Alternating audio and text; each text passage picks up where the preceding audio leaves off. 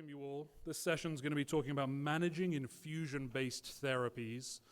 Introducing myself, my name is John Pettifor. I sit on the board for PHA Canada. My accent might tell you I'm not very Canadian. I'm from the UK originally. My relationship to PH, my grandmother passed away from sudden heart failure in the 60s. We were pretty sure that was PH. Because then my mother, her daughter, passed away in 1994 from PH, and my brother has been an active sufferer since 2012. Both my mother and my brother on infusion-based therapies, so something I know a little bit about. Infusion-based therapies are fascinating. If you listen to Dr. Sanjay Mehta talk about it, he'll refer to it as like the gold standard in terms of treatments. But obviously it's not an easy decision to make for a number of reasons, and the sort of complicated nature of that treatment is why we have this session here today. Session's going to be pretty brief. It's going to involve Lisa Kolkman, nurse practitioner from Vancouver General Hospital, coming up giving a bit of an overview and a presentation, and then we're going to go into a Q&A where we have three of our wonderful friends here who have a microphone that I'm going to use to test right now by getting Jay to start us by introducing himself. First. Okay. My name's Jay Scraba. I was diagnosed with PH in 2018. Started out with the oral drug therapies. And then last year, literally a year ago, those stopped working, and they said my last resort was to go on Remodulin. So I've been doing that for about a year now. Thank you, Jay. Marion, you next. Hi there, my name is Marion Roth. I'm from Ontario. I was diagnosed 13 and a half years ago, was first on orals, then moved to sub-Q for 2.5 years, and I'm currently on IV Remodulin in my 8th year, and at the moment doing quite well.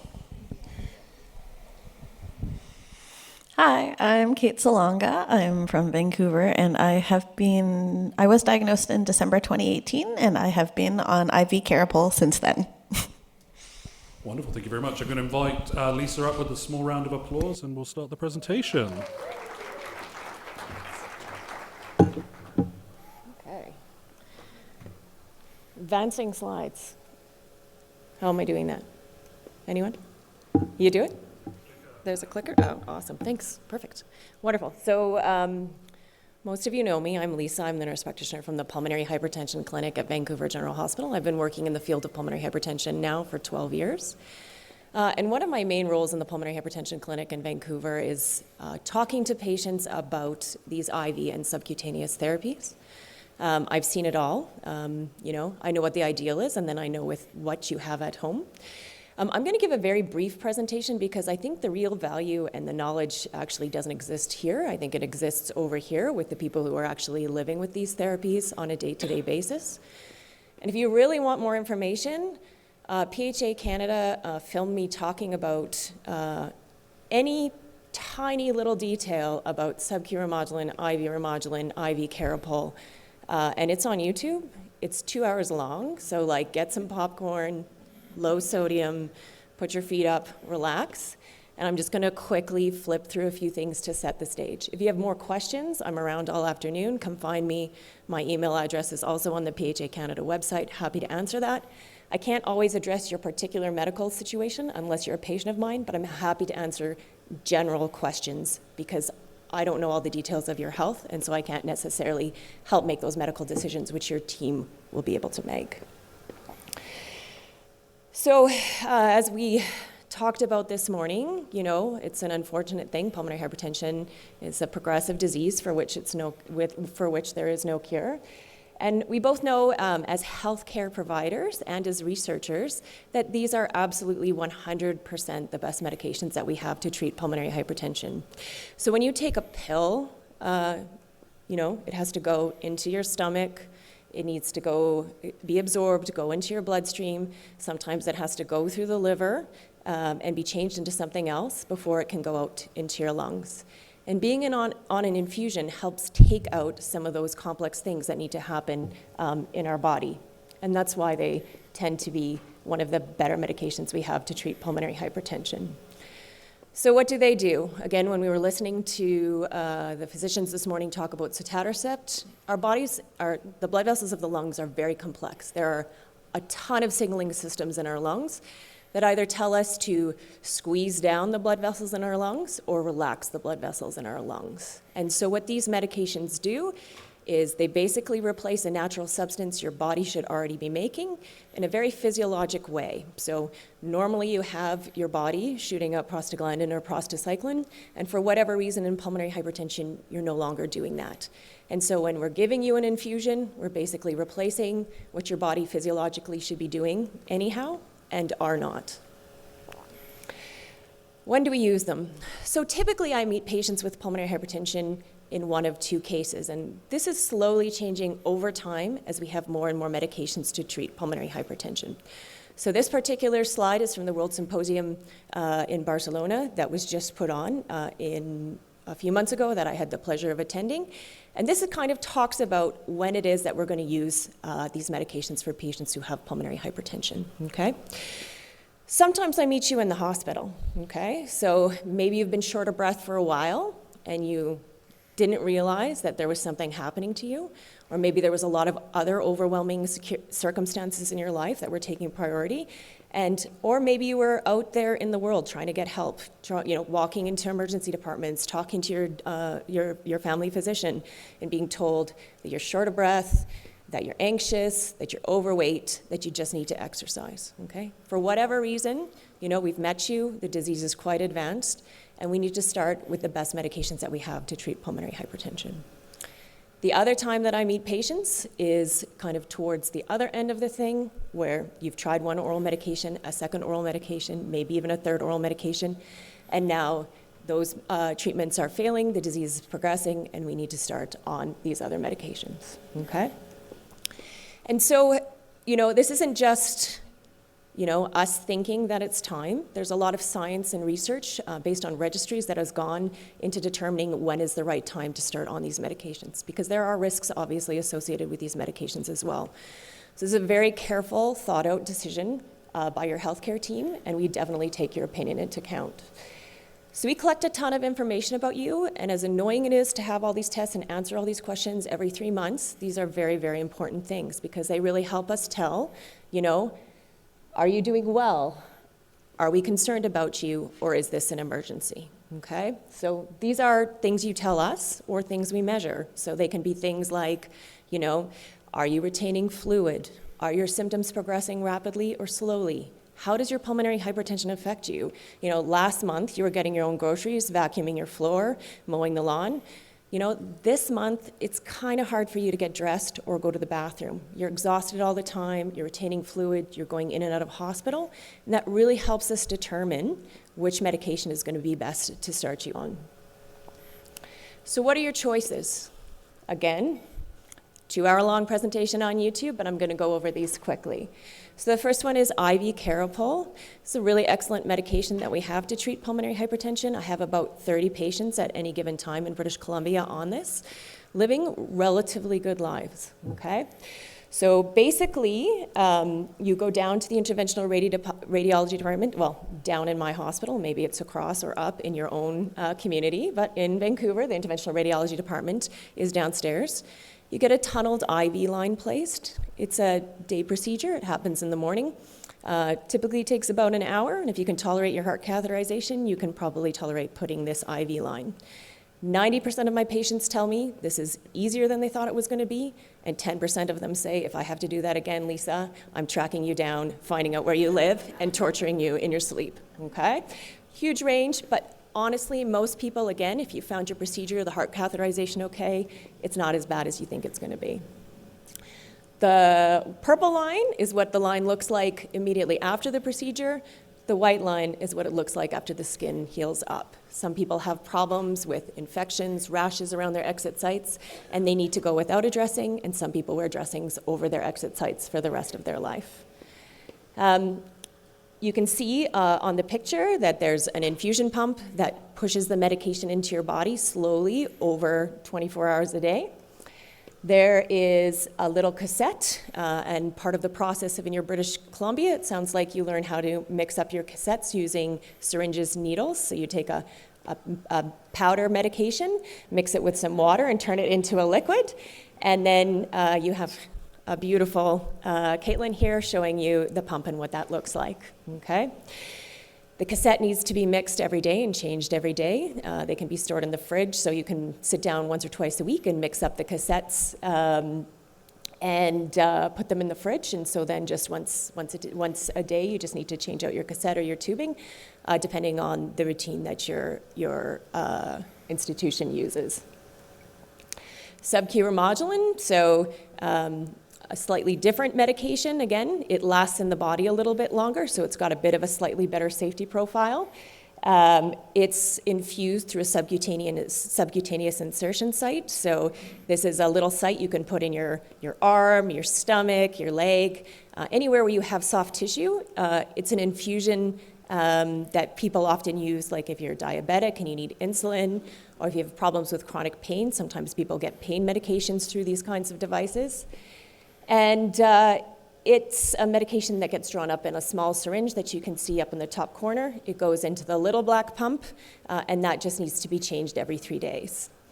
It's a slightly more expensive medication, so some in provinces you have to have an exception, so a reason why you need that medication over the IV medication. And obviously, one of the major issues that you probably have seen is that you can have pain at the site of injection. IV Remodulin, so this again is a slightly more expensive. So in British Columbia, we rarely use this medication. In other provinces, we use it more frequently. But basically, it's just an intravenous version of the subcutaneous infusion. It just needs to be mixed up once every 2 days. And again, it has that longer half-life, so it's got a bit of a better safety profile. So what happens? So usually at some point, usually it's with your regular physician that you ever see every 3 or 4 months, someone says, I think it's time, or it's going to be time in the next couple of months for you to start thinking about starting on this medication, okay? I find the more time you have to think about this, to talk to other people and see what's involved, it's easier for you to kind of get there and get started. Someone will have a preliminary discussion. Typically, patients come to me and they say, yeah, something about an IV, something about, it's like baking a cake, you just have to follow steps. Lisa will tell you all about it.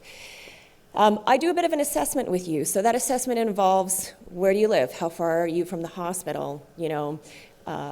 What's your dexterity like? If you have scleroderma, how are your fingers like? Do you have problems with your vision? Do you have problems with your hearing? What's your home life like? Are you struggling with finding housing? Are you, going through a huge transition in your life? Kind of what would be the best option for you based on that? Once we've chosen a medication together, often you'll get some outpatient teaching. So a nurse either from the program will come teach you, or I will teach you about the medication, or your nurse will teach you about the medication. And then once you feel comfortable with everything, we'll go ahead and start, okay? Sometimes we start at home, sometimes we start in a hospital, but in the end, this isn't something that you take home and learn to integrate into your life. There can definitely be side effects of this medication, and in fact, in one of the other sessions, one of the nurses and physicians are speaking about the management of these side effects. So, everyone who's on this medication knows what they are, but they're headache, flushing in the face, some stomach upset, some loose stools, some muscle aches and pains. Some people have burning pain in their feet. And really you need to work and communicate with your healthcare provider, because if those side effects are overwhelming you so that your quality of life is extremely poor, we can talk about dose adjustment and dose titration to find a way for you to live the best life for as long as you possibly can, okay? Some patients have a lot of side effects, and some patients have very few, and it's hard to say beforehand who you're gonna be. And often the side effects are worse in the first month as your body is getting used to it, but I often see people left with side effects for periods of time after that, okay?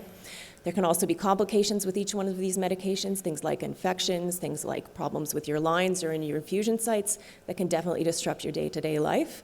But we will be there with you to help you work through all of these problems as efficiently as we can. So I was really happy to see this question on Dr. Weatherall's slides because I think this is something that is very near and dear to the heart of pulmonary hypertension patients and something that I answer on a regular basis. So we went through the same thing with Selexipag, where it's, you know, if there's an oral version of this medication, am I going to be able to come off the IV and the subcutaneous therapy? And it really, really depends, okay? Well, once again, like pulmonary hypertension is, you know, a progressive, advancing condition. You know, if you're stable on a therapy and you're doing well on that therapy and you're not having problems and complications that are overwhelming your quality of life, while we have very little research understanding what the implications of coming off those medications are, every physician or nurse that you speak to is going to want you to stay on that medication for you to have the best chance. However, if you're starting to have problems, if, you know, your quality of life is extremely poor, you're having a lot of side effects, you're having infections, it's just no longer safe for you to be on that medication, often we can talk about the risks and benefits of coming off of these infusions. And again, kind of this concept of risk really will come into play. So if things are looking really well for you, we may, and you're having a lot of problems, like if your pulmonary hypertension is well controlled, but you're having a lot of problems with the infusions, people are going to be more inclined to feel comfortable with you coming off of your infusion in a very safe and controlled manner with lots of monitoring. Whereas if you're doing really poorly, they're going to be less inclined to feel safe with taking you off that medication, and we'll probably advise against that. So we had some brief discussion here earlier from our panelists about, you know, what medication they're on. And I'm just wondering if you guys wouldn't mind talking, like maybe for 2 to 3 minutes, a little bit about the medication you're on, the process of starting it, kind of the good things about it, the more difficult things about it, and I think being honest is extremely important in this situation. And then maybe like a tip or a trick that you think that us nurses didn't tell you about and that you think is like something that people would find really valuable. Do we have, I think our microphone is down here. Oh, you have a microphone? Oh. Perfect.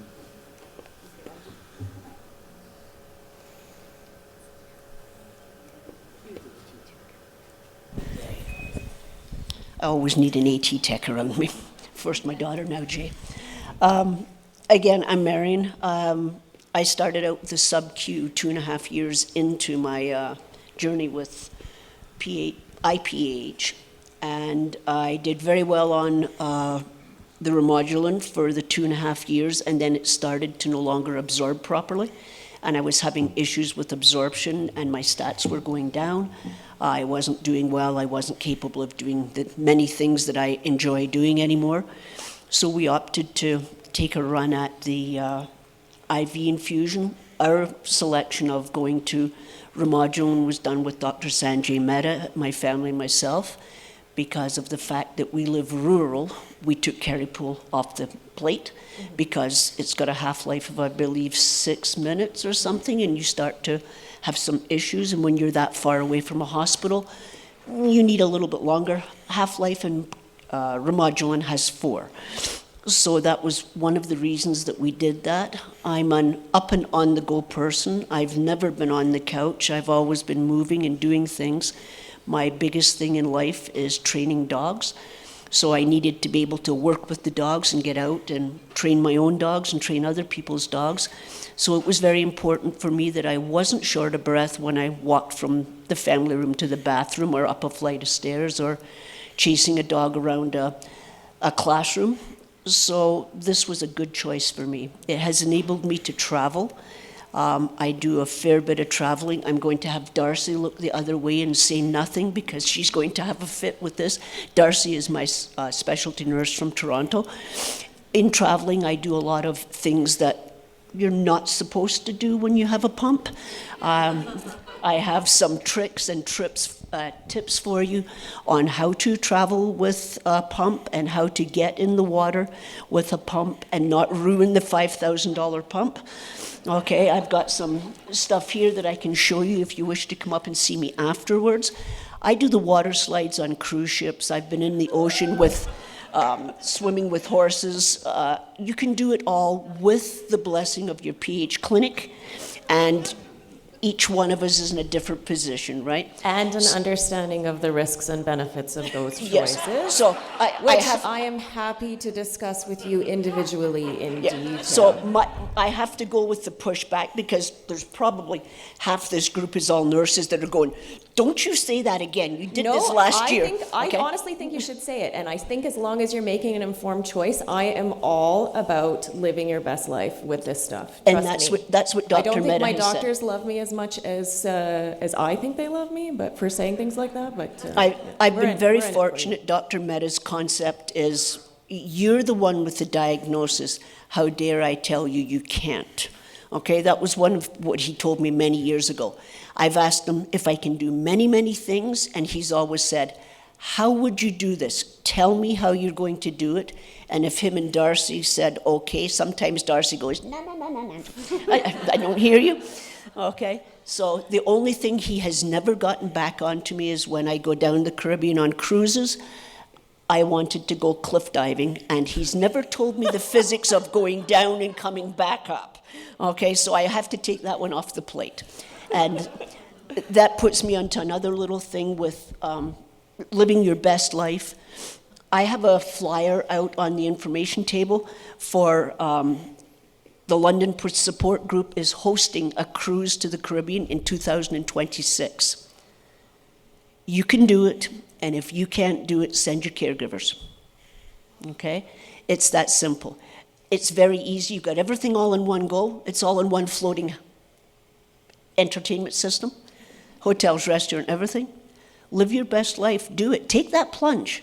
Go for it. I did, and I love it. Easiest way to travel with the family. That's my story, and I'm sticking to it. I love it. Thank you.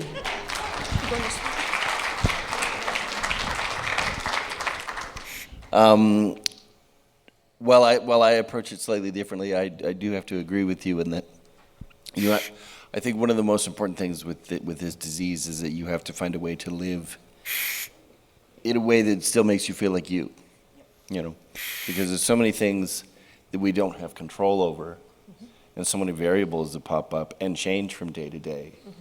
That one of the things that I've found with my doctors, and this is my medical team has been great, but sometimes I feel like they underplay the changes that are about to happen. It'll be like, well, you might have some side effects. Yeah.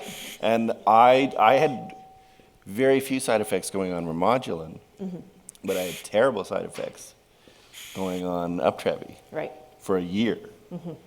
And so when they said to me, okay, now it's time to start thinking about Remodulin, and they said the word titration, I said no. I don't blame you. Because it's like, well, I know what that means, and I know what it feels like.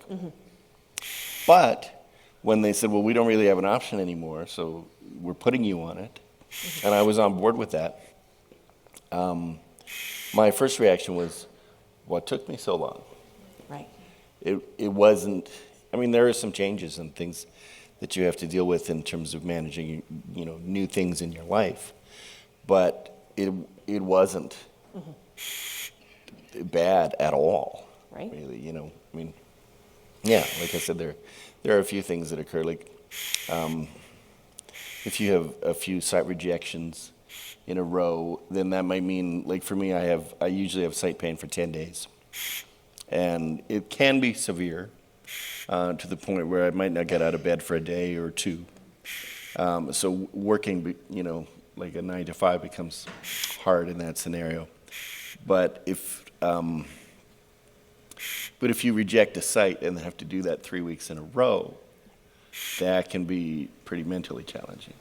I imagine. But that only happened to me once.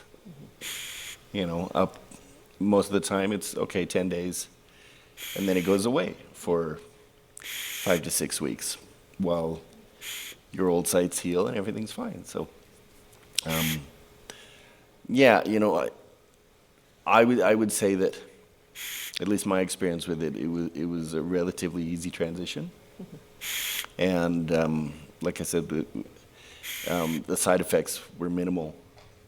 That could be because I was already on a similar medication. Yep. You know, but yeah. So I think he brought like two like really excellent points up here, which is one with sub-Q Remodulin, if you do decide to start, the time to make decisions is not when you're on your worst days. The time to make decisions is about 10 days after your worst day, because at that point you haven't forgotten how bad your pain was. We need some oxygen here. Can we get some help? I don't know who's here. Does anyone have oxygen as well? Thank you. I think it's yeah. Do we have a backup tank? Anyone? Does anyone have oxygen, please?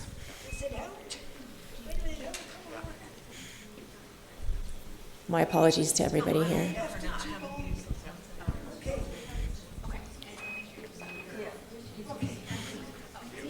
She saved herself. Thank you. That's okay.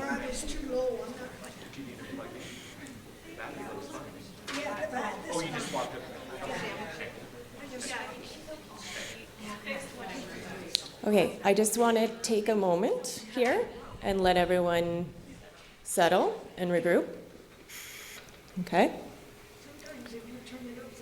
Everybody okay?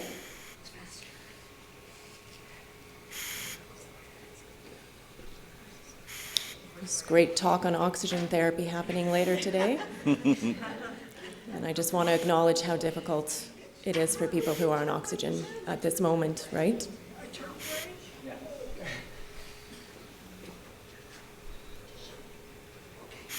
Perfect. Okay. Everybody okay?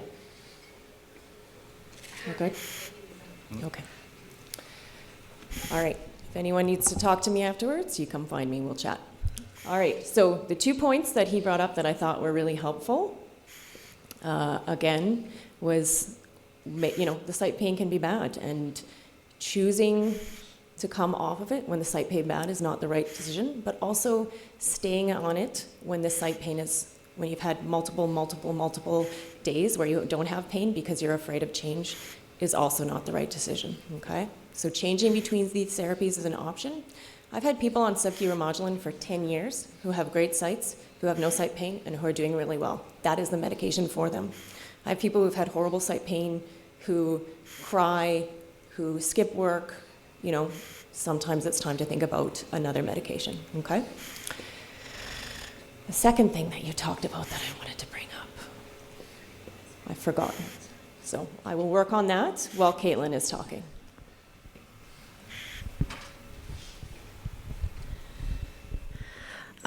My favorite joke to make is I run off of 4 AA's, and this is my Game Boy.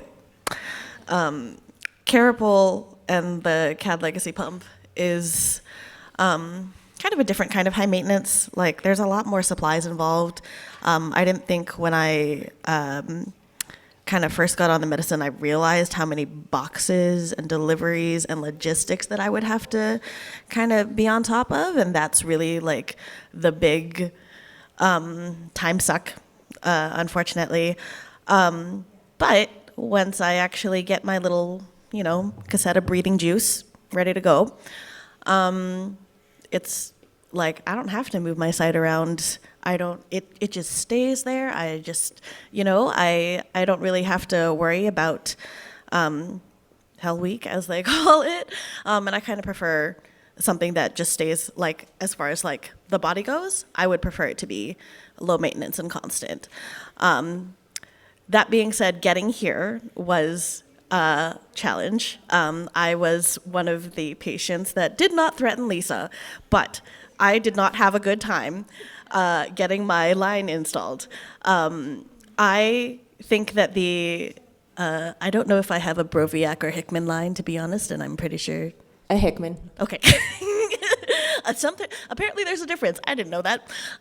So I've got that, and getting it in, I had a lot of medical anxiety. I'd never been in the hospital before, and it was a lot to kind of, I kind of understood, okay, they're going to, shove a tube in my lungs, but was I aware that I would be conscious on the table, feeling the cuts, having the blood in my hair, sorry. But that is the reality of it, right? That is something that happened to me, and it is unfortunately something that I remember vividly, and I've had a lot of therapy about.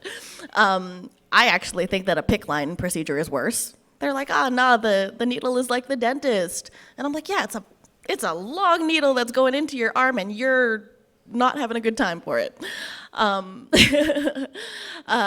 But, these are things that are actually they get you to a place where I can walk across the street again. I can carry my own groceries. I can walk my dog. Those are things that I was not able to do at the time of diagnosis, and I was kind of in the situation where I was experiencing shortness of breath, where I couldn't walk across the street without having to pause. And I figured, I'm just, society tells you you're overweight, you're just stressed out, you're out of shape and everything like that. You don't immediately jump to, maybe my heart is the, size of my face. And that's why my back hurts. So you do kind of get to this sweet spot after, it can be many months or many years of titrating. Sorry, Jay. And kind of perfecting your dose. But, I kind of want to join Marion's cruise now. I feel like it's something that's kind of feasible. I might not be cliff jumping anytime soon, but I can hop on a plane and feel I can feel comfortable. I actually spent a week on a houseboat, and I felt okay, because you're just essentially on a floating room. You're not. It takes a while to figure out your comfort zone, but and everybody's is going to be different. Do not make the mistake of comparing yourself to somebody else that is on a different medication or at a different point in their diagnosis, or is reacting differently, because that is not where you should be keeping your baseline. You need to focus on you. You need to, take care of your own kind of well-being, because that's not going to serve anybody comparing. I used to get so anxious that, other patients would be killing it, their walk tests, and I'm hanging out in the very, very low, maybe hundreds. And yeah, you'll, even if you don't get there, you'll find a spot where you can live your best life. Awesome. Okay, we have 8 minutes left, and so we're going to open the floor to questions. We have a microphone here, and I don't know who's monitoring online. If there's questions that are able to be asked online, we're happy to answer those as well. Again, address your question to a specific person or just to the group, and someone will answer. Is the line the same for the IV, both IV medications? Yep, so often the IV line is determined by what's available in the institution. There are good and bad things about all of the lines, but to be quite honest with you, it's kind of like the medications. It's they're not game changing. It's the choice of the line is often not a huge issue, whether you have access to one or the other. I've gone back and forth between two lines because some of my patients have done extremely well on their therapies and are living 5, 8, 10, 15, 20, 25 years on these IV therapies. And so finding a line that's going to last and not break and not have problems with it has really been my focus over the last couple of years.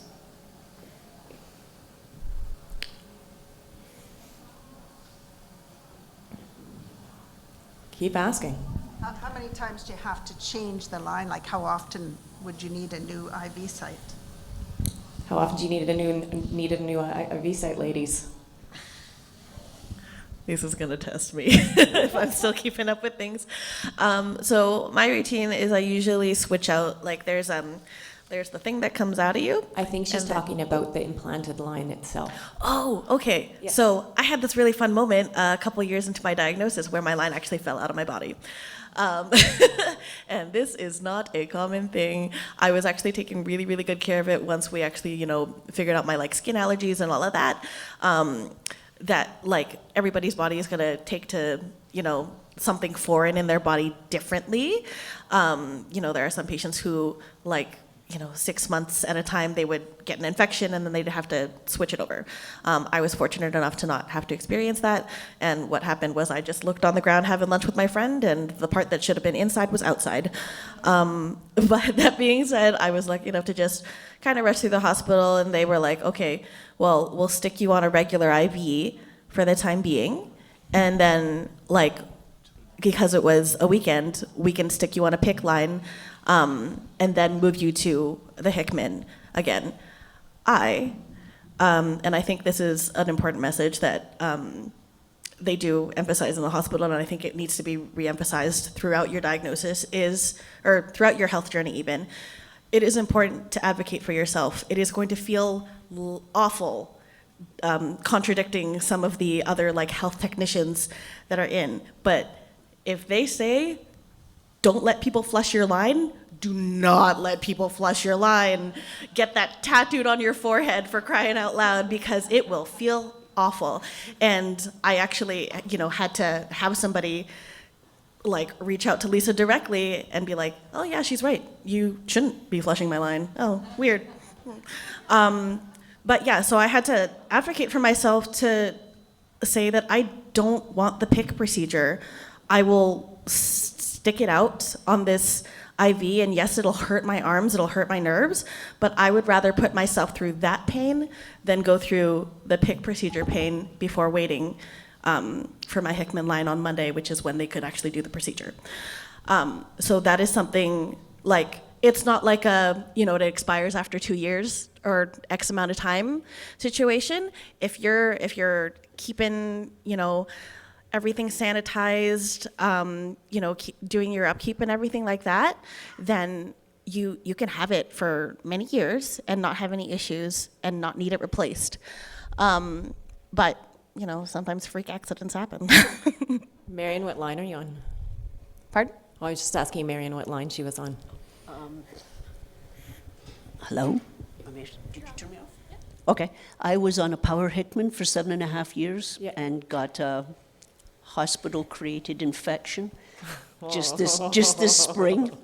I'm sorry to hear And that. lost my 7.5 year, very proud to own Hickman. Yeah. And I now, because like you say, different hospitals and different lines availability, they didn't have a single line lumen for me, and Dr. Mehta refused a double line, so I'm the proud owner of a pediatric. Oh, very So nice. when you ask, does it make a difference, and does it make any difference? No, it didn't make any difference to me, but my Remodulin team had to be involved to know that if the flow rate was going to be okay for me, and all has been well.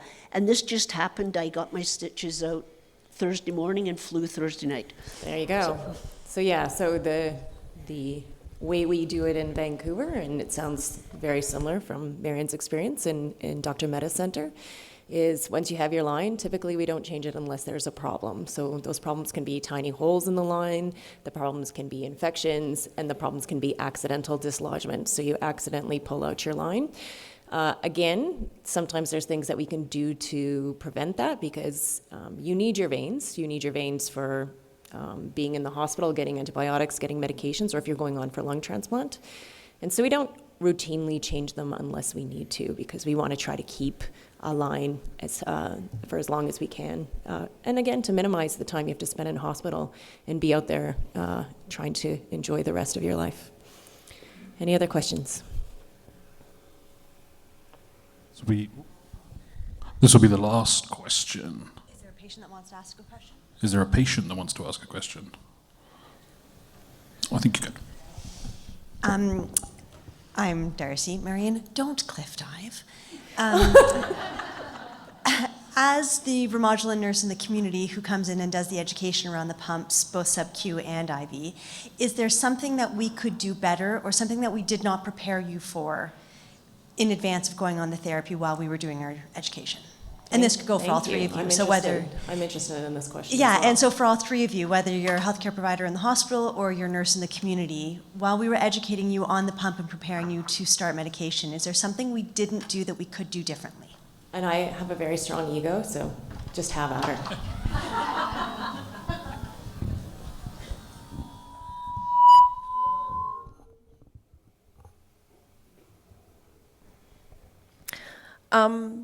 Maybe just the possibility of like skin allergies. So when I was being trained in the hospital, it was chlorhexidine, and that might be a triggering word for some people here, because chlorhexidine is a very harsh cleaner. We, of course, were taught to spread it all over our chest to sanitize the whole area, and many weeks of blistering skin later and some horrible pictures that I had to send to Lisa by her request, we realized that it was a skin allergy to chlorhexidine, and that is a very common thing that a lot of us have to go through. And so all of the education that I was taught in the hospital, I had to throw out the window because we had to figure out a different plan for me, because I had to get switched over. Usually they give you like a dressing that is sticky all over. I was switched from chlorhexidine and that to iodine, which I just let chill for 10 minutes and then I wash it off with saline, to just gauze and paper tape for a little bit. And now I can just wear like a very sensitive, friendly dressing that does not have an adhesive on your actual site, so it irritates it less. So that is probably something that I wish I was a little bit better prepared for, because I kind of, you're trying to learn all these new things and absorb it all, only to have to relearn. And the bruising and everything, it took so long to kind of like heal down. But now we know, and I tell everybody who asks if I have an allergy, it's chlorhexidine.